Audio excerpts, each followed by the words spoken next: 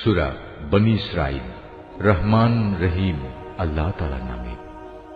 পবিত্র ও মহিমান্বিত সেই আল্লাহ তাআলা, যিনি তাঁর এক বান্দাকে রাতের বেলায় মসজিদে হারাম থেকে মসজিদে আকসায় নিয়ে গেলেন, যার পারিপার্শ্বিকতাকে আমি আগেই বরকতপূর্ণ করে রেখেছিলাম, যেন আমি তাকে আমার অদৃশ্য জগতের কিছু নিদর্শন দেখাতে পারি। মূলত সর্বশ্রোতা ও সর্বস্রষ্টা তো স্বয়ং তিনি। আমি মূসাকেও কিতাব দিয়েছি। আমি এই কিতাবকে বনী ইসরাঈলের হেদায়েতের উপকরণ বানিয়েছিলাম। আমি আদেশ দিয়েছিলাম, আমাকে ছাড়া অন্য কাউকে তোমরা নিজেদের কর্মবিধায়ক রূপে গ্রহণ করো না। তোমরা হচ্ছে সেসব লোকের বংশধর যাদের আমি নূহের সাথে নৌকায় আরোহণ করিয়েছিলাম। অবশ্যই সে ছিল আমার এক কৃতজ্ঞ বান্দা। আমি বনী ইসরাঈলদের প্রতি তাদের কিতাবের মধ্যে এ কথার ঘোষণা দিয়েছিলাম, অবশ্যই তোমরা দুবার আমার জমিনে বিপর্যয় সৃষ্টি করবে এবং মানুষের উপর তখন বড় বেশি বাড়াবাড়ি করবে। অতঃপর এই দুয়ের প্রথমটির নির্ধারিত সময় যখন এসে হাজির হল, তখন তোমাদের বিপর্যয় বন্ধ করার জন্য আমি তোমাদের উপর আমার এমন কিছু বান্দাকে পাঠিয়েছিলাম যারা ছিল বীরত্বের অধিকারী। অতঃপর তারা তোমাদের ঘরে ঘরে প্রবেশ করে সবকিছুই তছনছ করে দিয়ে গেল। আর এভাবেই আমার শাস্তির প্রতিশ্রুতি কার্যকর হয়ে থাকে। অতঃপর আমি দুশমনদের উপর বিজয় দিয়ে দ্বিতীয়বার তোমাদের সুদিন ফিরিয়ে দিলাম এবং ধন সম্পদ ও সন্তান সন্ততি দিয়ে তোমাদের আমি সাহায্য করলাম। সর্বোপরি এ জনপদে আমি তোমাদের সংখ্যাগরিষ্ঠ করলাম। যদি তোমরা কোনো ভালো কাজ করে থাকো, তা করেছ একান্তভাবে তোমাদের নিজেদের জন্য।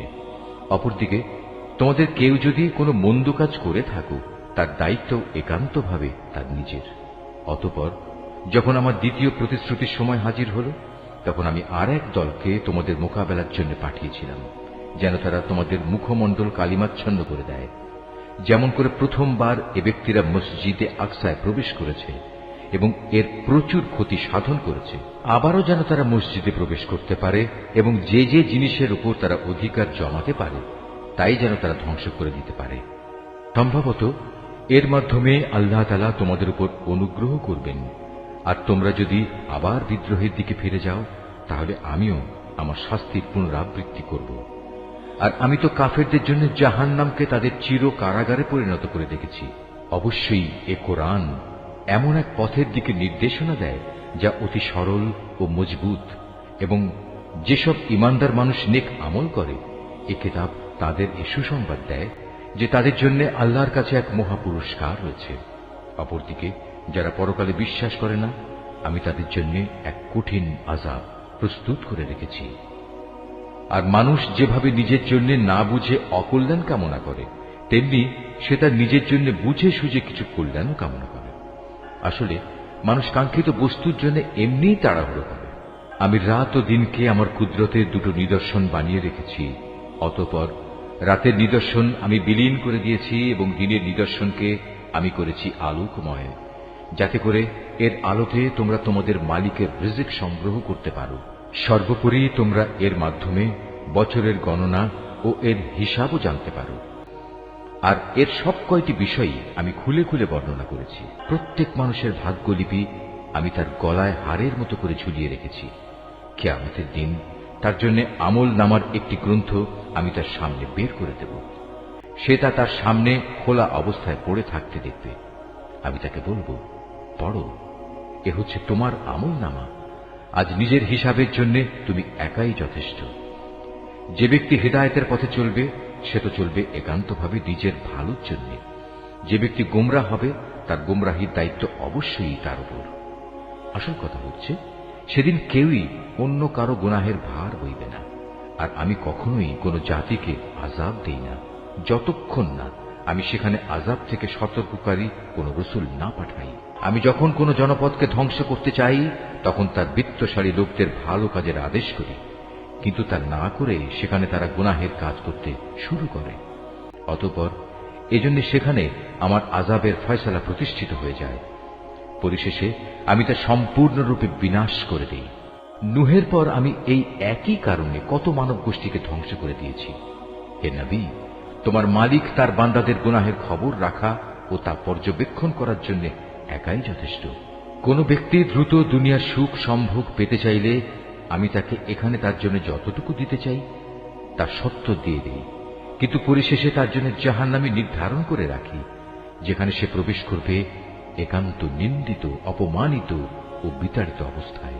অপরদিকে যারা আখিরাত ও তার সাফল্য কামনা করে এবং তা পাওয়ার জন্য যে পরিমাণ চেষ্টা করা উচিত তেমনি ভাবেই চেষ্টা করে, সর্বোপরি যারা হয় সত্যিকার মোমেন, মূলত তারাই হচ্ছে এমন লোক যাদের চেষ্টা সাধনা আল্লাহর দরবারে কবুল হয়। হে নবী, আমি এদের যারা দুনিয়া চায় এবং ওদের যারা আখিরাত চায় সবাইকেই তোমার মালিকের দান থেকে সাহায্য করে যাচ্ছি, এবং তোমার মালিকের দান কারো জন্যই বন্ধ নয়। হে নবী, তুমি দেখো কিভাবে আমি পার্থিব সম্পদের বেলায় তাদের একজনকে আরেকজনের উপর শ্রেষ্ঠত্ব দান করলাম। অবশ্য মর্যাদার দিক থেকে আখিরাত অনেক বড়, তার ফজিলত বহুলাংশে বেশি। হে মানুষ, আল্লাহর সাথে তোমরা অন্য কাউকে মাবুদ বানিও না, নতুবা পরকালে তোমরা নিন্দিত, অপমানিত ও নিঃসহায় হয়ে পড়বে। তোমার মালিক আদেশ করছেন, তোমরা তাকে বাদ দিয়ে অন্য কারো ইবাদত করো না, এবং তোমরা তোমাদের পিতামাতার সাথে সৎ ব্যবহার করো। তাদের একজন কিংবা উভয়ই যদি তোমার জীবদ্দশায় বার্ধক্যে উপনীত হয়, তাহলে তাদের সাথে বিরক্তিসূচক কিছু বলো না এবং কখনো তাদের ধমক দিও না। তাদের সাথে সম্মানজনক ভদ্রজনিত কথা বলবে। অনুকম্পায় তুমি ওদের প্রতি বিনয় অবনত থেকো এবং বলো, হে আমার মালিক, ওদের প্রতি ঠিক সেভাবেই তুমি দয়া করো যেমনি করে শৈশবে ওরা আমাকে লালন পালন করেছিল। আসলে তোমাদের মালিক তোমাদের মনের ভিতরে যা আছে তা ভালো করেই জানেন। তোমরা সত্যিই যদি ভালো মানুষ হয়ে থাকো, তাহলে আল্লাহ তাআলা তা মাফ করে দেবেন। কেননা যারা তওবা করে তিনি তাদের গুনাহ মাফ করে দেন, আত্মীয় স্বজনকে তাদের যথার্থ পাওনা আদায় করে দেবে, অভাবগ্রস্ত এবং মুসাফিরদেরও তাদের হক আদায় করে দেবে।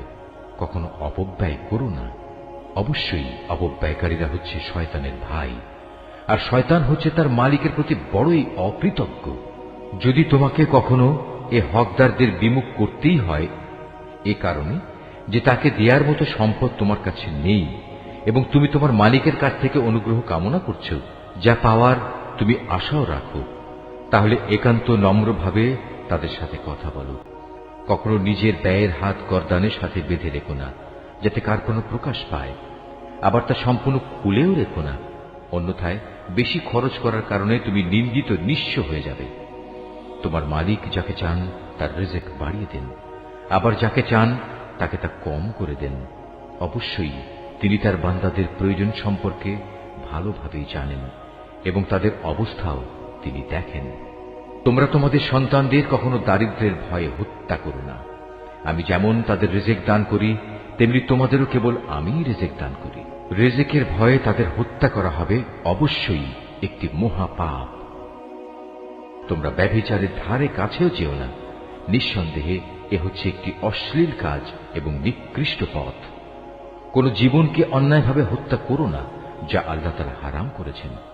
যে ব্যক্তিকে অন্যায়ভাবে হত্যা করা হয়, আমি তার উত্তরাধিকারীকে এ অধিকার দিয়েছি, সে চাইলে রক্তের বিনিময় দাবি করতে পারে, তবে সে যেন হত্যার প্রতিশোধ নেয়ার ব্যাপারে বাড়াবাড়ি না করে, কেননা হত্যার মামলায় যে ব্যক্তি মজলুম তাকেই সাহায্য করা হবে। এতিমদের মাল সম্পদের কাছেও যেও না, তবে এমন কোন পন্থায় যা এতিমের জন্য উত্তম বলে প্রমাণিত হয় তা বাদে, যতক্ষণ পর্যন্ত সে এতিম তার বয়প্রাপ্তির পর্যায়ে উপনীত হয় এবং তোমরা এদের দেয়া যাবতীয় প্রতিশ্রুতি মেনে চলো, কেননা কিয়ামতের দিন এ প্রতিশ্রুতির ব্যাপারে তোমাদের জিজ্ঞাসাবাদ করা হবে। কোনো কিছু পরিমাপ করার সময় মাপ কিন্তু পুরোপুরিই করবে, আর ওজন করার জিনিস হলে দাঁড়িপাল্লা সোজা করে ধরবে। লেনদেনের ব্যাপারে এই হচ্ছে উত্তম পন্থা এবং পরিণামের দিক থেকে এটাই হচ্ছে উৎকৃষ্ট। যে বিষয়ে তোমার কোনো জ্ঞান নেই, অযথা তার পেছনে পড়ো না, কেননা কিয়ামতের দিন কান, চোখ ও অন্তর এ সব কয়টির ব্যবহার সম্পর্কে তাকে জিজ্ঞেস করা হবে। আল্লাহর জমিনে কখনোই দম্ভ ভরে চলো না, কেননা যতই অহংকার করো না কেন, তুমি কখনোই জমিন বিদীর্ণ করতে পারবে না, আর উচ্চতায়ও তুমি কখনো পর্বত সমান হতে পারবে না। হে নবী, এগুলো সবই খারাপ কাজ। এর মন্দ দিকগুলো তোমার মালিকের কাছে একান্ত ঘৃণিত। তোমার মালিক ওহির মাধ্যমে যে প্রজ্ঞা দান করেছেন, এ হচ্ছে তার অন্তর্ভুক্ত, যা তোমার মালিক ওহির মাধ্যমে তোমার কাছে পাঠিয়েছেন। তুমি আল্লাহর সাথে অন্য আর কাউকে মাবুদ বানাবে না, অন্যথায় তুমি নিন্দিত, অপমানিত ও আল্লাহর অনুগ্রহ থেকে বঞ্চিত হয়ে জাহান্নামে নিক্ষিপ্ত হবে। এটা কেমন কথা? তোমাদের মালিক তোমাদের জন্য নির্ধারিত করেছেন পুত্র সন্তান আর নিজ ফেরেশতাদের কন্যা হিসেবে গ্রহণ করে নিয়েছেন। তোমরা সত্যিই আল্লাহ তাআলা সম্পর্কে একটা জঘন্য কথা বলে বেড়াচ্ছ। আমি কোরআনে এ কথাগুলো সবিস্তার বর্ণনা করেছি যাতে করে তারা এর থেকে কিছু শিক্ষা গ্রহণ করতে পারে, কিন্তু এ বিষয়টি তাদের ঈমানের প্রতি বিদ্বেষ ছাড়া আর কিছুই বাড়াল না। হে নবী, এদের তুমি বলো, যদি আল্লাহর সাথে আরো মাবুদ থাকত যেমন করে এ মুশরিক লোকেরা বলে, তাহলে অবশ্যই তারা এতদিনে আরশের মালিকের কাছে পৌঁছার একটা পথ বের করে নিত। মূলত এরা আল্লাহ তাআলা সম্পর্কে যা কিছু অবান্তর কথাবার্তা বলে, তিনি তার চেয়ে অনেক পবিত্র, অনেক মহিমান্বিত। সাত আসমান, জমিন, এই দুয়ের মাঝখানে যা কিছু মজুদ আছে তা সবই আল্লাহ তাআলার পবিত্রতা ও মহিমা ঘোষণা করছে। সৃষ্টিলোকে কোনো একটি জিনিসই এমন নেই যা তার প্রশংসা, পবিত্রতা ও মাহাত্ম্য ঘোষণা করে না, কিন্তু তাদের পবিত্রতা ও মহিমা ঘোষণা তোমরা অনুধাবন করতে পারো না। অবশ্যই তিনি একান্ত সহনশীল ও ক্ষমাপরায়ণ।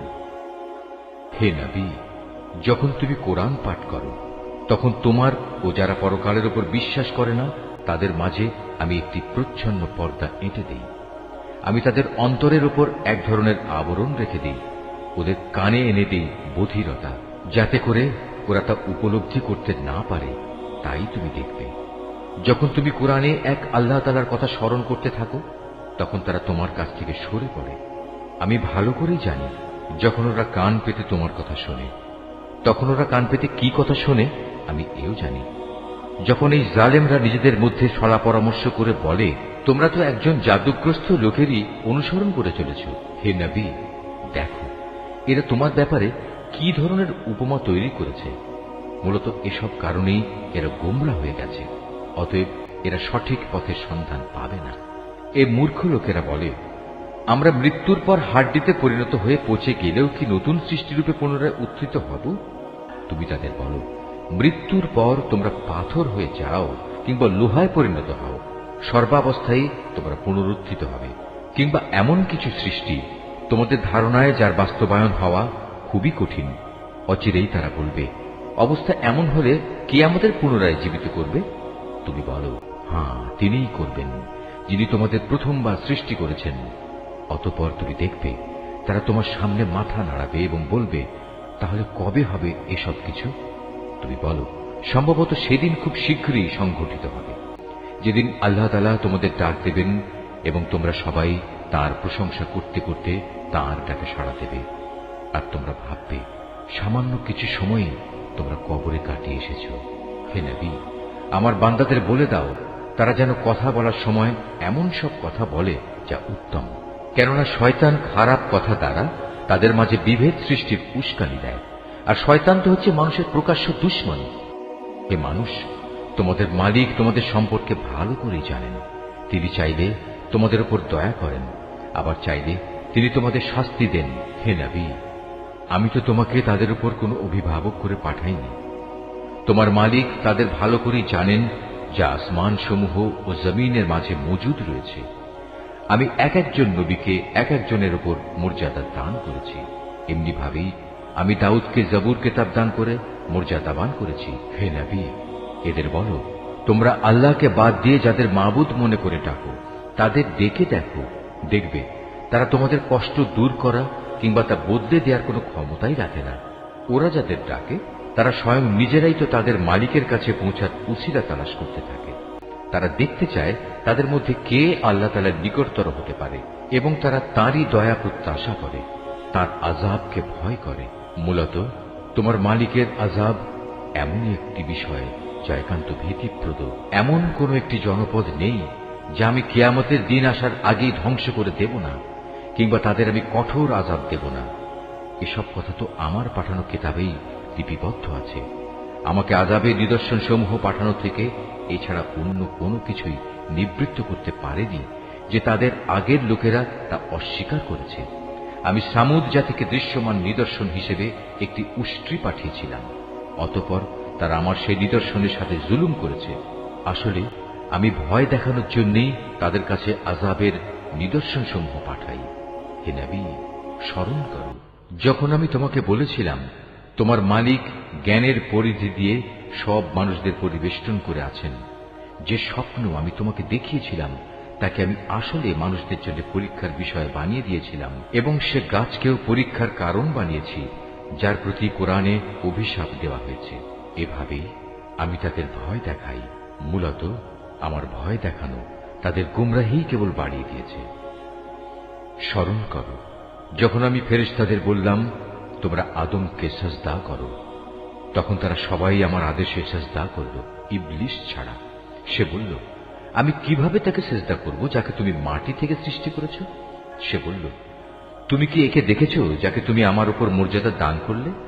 যদি তুমি আমাকে কিয়ামত পর্যন্ত অবকাশ দাও, তাহলে আমি অবশ্যই তার গোটা বংশধরদের নিজের আয়ত্তে নিয়ে আসব, তবে একটি ক্ষুদ্র দল ছাড়া যারা বেঁচে থাকতে পারবে। আল্লাহ তাআলা বললেন, যাও, দূর হয়ে যাও এখান থেকে। তাদের মধ্যে যারা তোমার আনুগত্য করবে তোমাদের সবার শাস্তি হচ্ছে জাহান্নাম, আর জাহান্নামের শাস্তিও পুরোপুরি দেয়া হবে। এদের মধ্যে যাকেই পারো তুমি তোমার আওয়াজ দিয়ে গোমরা করে দাও। তোমার যাবতীয় অশ্বারোহী ও পদাতিক বাহিনী নিয়ে তাদের উপর গিয়ে চড়াও হও। ধন সম্পদ ও সন্তান সন্ততিতে তুমি তাদের সাথী হয়ে যাও এবং যত পারো তাদের মিথ্যা প্রতিশ্রুতি দিতে থাকো।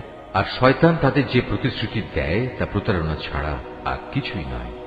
নিঃসন্দেহে যারা আমার খাস বান্দা তাদের উপর তোমার কোনো ক্ষমতা চলবে না। হে নবী, তোমার মালিক অবশ্যই তাদের কর্মবিধায়ক হিসেবে যথেষ্ট। হে মানুষ, তোমাদের মালিক তো হচ্ছেন তিনি, যিনি তোমাদের জন্য সমুদ্রে জলযান পরিচালনা করেন, যাতে করে তোমরা জলে স্থলে তাঁর প্রদত্ত রিজিক তালাশ করতে পারো। নিশ্চয়ই তিনি তোমাদের উপর পরম দয়ালু। আর উত্তাল সমুদ্রের মধ্যে যখন তোমাদের উপর কোনো বিপদ মুসিবত আপতিত হয়, তখন আল্লাহ তাআলাকে বাদ দিয়ে ইতিপূর্বে তোমরা যাদের ডাকতে তারা সবাই তোমাদের মন থেকে হারিয়ে যায়, এবং ডাকার জন্য এক আল্লাহই সেখানে বাকি থেকে যান। অতঃপর তিনি যখন তোমাদের স্থলে এনে বিপদ থেকে উদ্ধার করেন, তখনই তোমরা তাঁর থেকে মুখ ফিরিয়ে নাও। আসলে মানুষ হচ্ছে নেহায়েত অকৃতজ্ঞ। তোমরা কি করে নিশ্চিত হয়ে গেছো তিনি তোমাদের স্থলে এনে এর কোথাও তোমাদের গেড়ে দেবেন না, অথবা তোমাদের উপর মরণমুখী কোনো ধূলিঝড় নাজিল করবেন না? এমন অবস্থা যখন আসবে তখন তোমরা কোনো অভিভাবকও পাবে না। অথবা তোমরা এ ব্যাপারেও কি নিশ্চিত হয়ে গেছো যে তিনি পুনরায় তোমাদের সেই সমুদ্রে নিয়ে যাবেন না, এবং স্থলে এসে যে আচরণ তোমরা তার সাথে করেছ তোমাদের সেই অকৃতজ্ঞতার শাস্তি স্বরূপ তিনি অতঃপর তোমাদের উপর প্রচন্ড ঝড় পাঠাবেন না এবং তোমাদের উত্তাল সমুদ্রে ডুবিয়ে দেবেন না? আর এমন অবস্থা দেখা দিলে তোমাদের জন্য সেদিন আমার বিরুদ্ধে কোনো সাহায্যকারী পাবে না। আমি অবশ্যই আদম সন্তানদের মর্যাদা দান করেছি।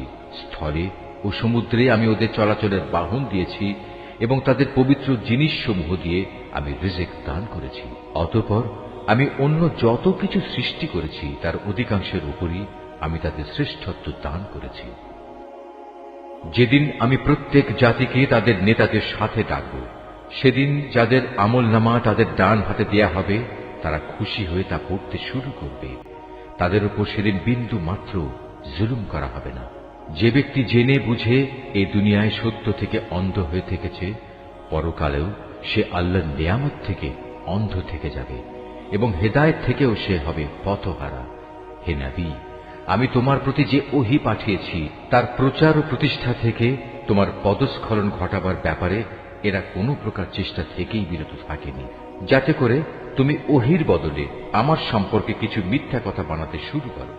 যদি তেমন কিছু করতে তাহলে এরা তোমাকে তাদের ঘনিষ্ঠ বন্ধু বানিয়ে দিত।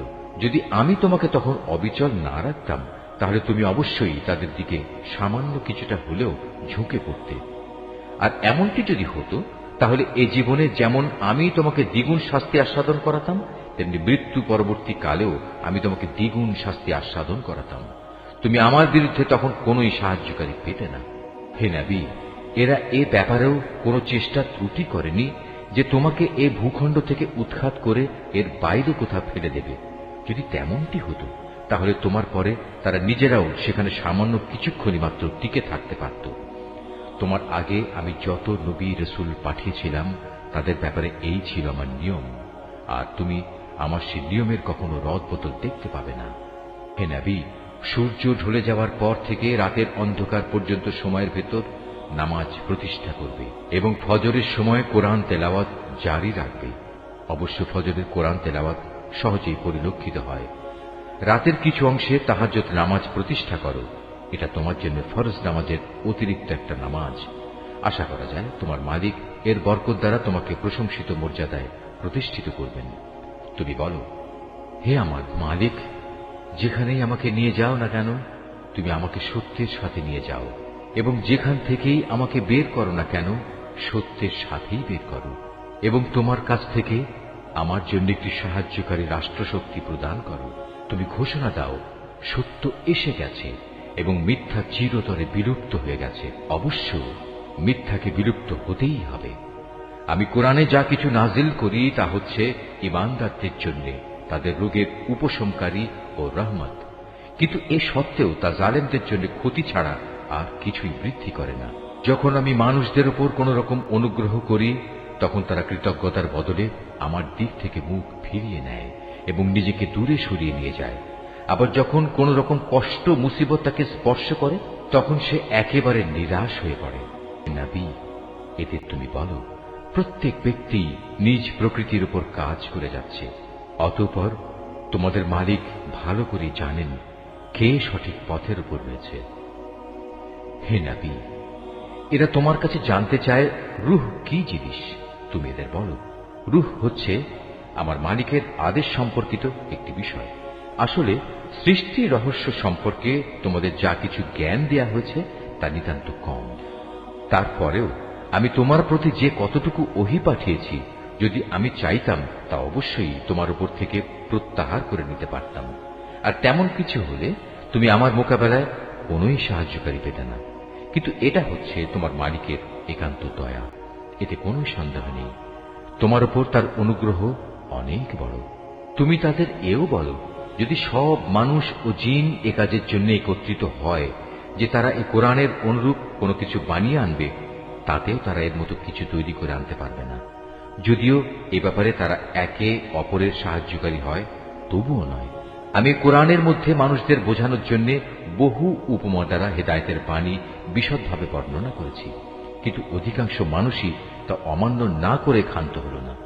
এরা বলে, কখনোই আমরা তোমার উপর ঈমান আনব না যতক্ষণ না তুমি আমাদের জন্য এই জমিন থেকে এক প্রস্রবণ ধারা প্রবাহিত না করবে, কিংবা তোমার জন্য খেজুরের অথবা আঙুরের একটি বাগান তৈরি হবে এবং তাতে তুমি অসংখ্য নদী নালা বইয়ে দেবে, অথবা যেমন করে তুমি কিয়ামত সম্পর্কে বলো সে অনুযায়ী আসমানকে টুকরো টুকরো করে আমাদের উপর ফেলে দেবে, অথবা স্বয়ং আল্লাহ তাআলা ও তার ফেরেশতাকে আমাদের সামনে এনে দাঁড় করিয়ে দেবে, কিংবা থাকবে তোমার কোনো স্বর্ণ নির্মিত ঘর, অথবা তুমি আরোহণ করবে আসমানে।